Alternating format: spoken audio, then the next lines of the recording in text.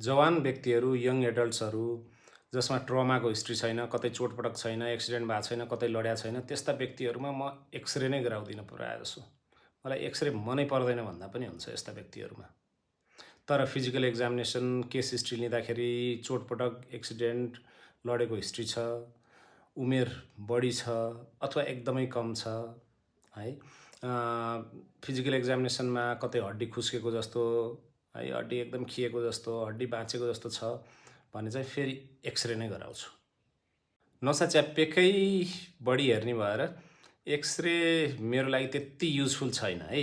थुप्रै रिसर्चहरू हेर्दा पनि यो प्रमाणित हुन्छ। अब झस्का पस्यामा पनि यो त्यति युजफुल छैन। न डिस्क देखाउँछ, न नसा देखाउँछ, न लिगामेन्ट्स देखाउँछ, न मसल देखाउँछ। थुप्रै कल्पना गरेर मिसइन्फर्मेसन र मिसडायग्नोसिसमा पुग्नलाई एक्सरेले हेल्प गर्छ। तर क्लियर पिक्चर त्यसबाट मैले मेरो रोगहरूमा, मेरा बिरामीहरूमा पाउँदिनँ। त्यही भएर एक्सरेको साटो नसा चेपेको केसमा हामी एमआरआई नै प्रिफर गर्छौँ। तर हजुरहरूले यदि एक्सरे गरिसक्नु भएको छ र म कहाँ आउँदै हुनुहुन्छ भने एक्सरेको फिल्म पनि लिएर आउनुहोस्, एमआरआईको फिल्म पनि लिएर आउनुहोस्। एमआरआईको रिपोर्ट मात्र बोकेर नआउनुहोस्। मैले त एमआरआई गरिसकेँ, एक्सरेको के काम भनेर एक्सरे फाल्ने जमात पनि ठुलो छ। त्यो पनि मूर्खता हो।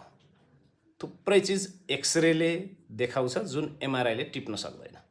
हड्डीका समस्या, हड्डीका रोग र हड्डीका लिजनहरू देखाउन एमआरआई भन्दा एक्सरे नै इफेक्टिभ हुन्छ।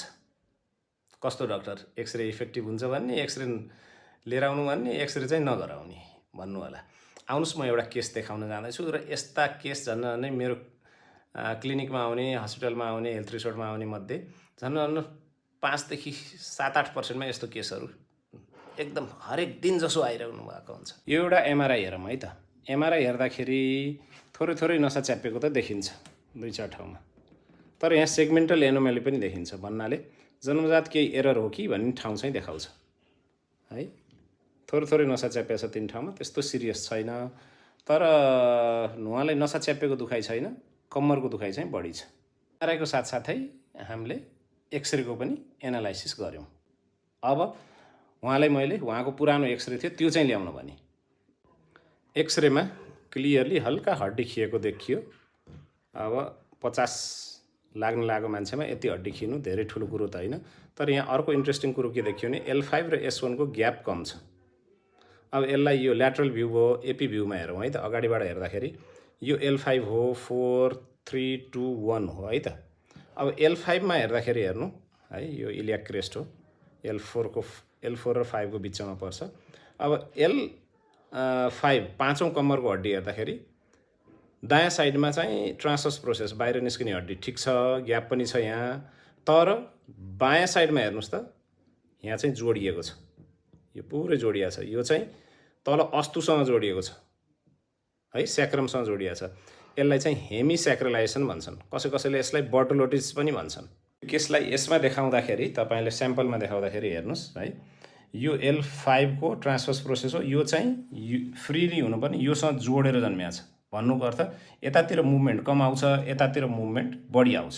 अब यसले गर्दाखेरि कम्मरको तल्लो भागमा एकातिर मोबिलिटी बढी आउँछ, अर्कोतिर कम आउँछ, किनकि अर्कोतिर जोडेर जन्मिनु भएको छ, जसले गर्दाखेरि मेकानिकल एरर हुन्छ, लोड इम्ब्यालेन्स हुन्छ र यसले कालान्तरमा नसा च्याप्न पनि सक्छ। र यस्तो दुखाइहरू पूर्णतया ठिक नहुन पनि सक्छ, सबैमा होइन, प्रायःसोमा यस्तो दुखाइ थोरै कम्मर दुख्ने जिन्दगीभरको लागि हुनसक्छ। त्यही भएर हामीले मेन्टली पेसेन्टलाई रेडी गर्न पनि, थोरै दुखाइ हुनेवाला छ, तपाईँले एक्सर्साइज र आफूलाई बलियो बनाएर नै म्यानेज गर्नुपर्छ भनेर मेन्टली रेडी गर्नको लागि पनि यो एक्सरे त एकदम भ्यालुएबल भयो नि त। के यही चिज एमआरआईले देखाउँथेन?